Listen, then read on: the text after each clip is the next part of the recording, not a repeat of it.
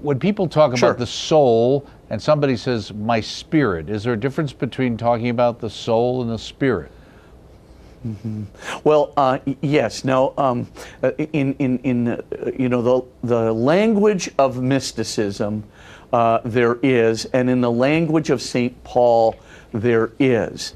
But for all intents and purposes, the soul and the spirit have been collapsed into one another, really.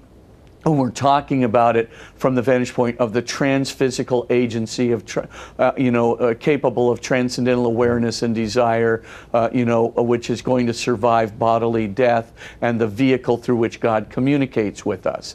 So when, if that's what we mean by soul, and that's the way the soul is spoken about in the modern period, both, from the vantage point of science, from philosophy and theology, that common notion of the soul, then you would say that there really isn't a major distinction between soul and spirit. Now, in the view of St. Paul, the soul could be distinguished as the organizing principle, right, or in Aristotelian view, as the organizing principle that allows us to have our syntactical language and allows us, to survive the immortality of the soul, to survive bodily death. But the real vehicle for St. Paul through which God communicates to us is the Spirit. So he does differentiate that.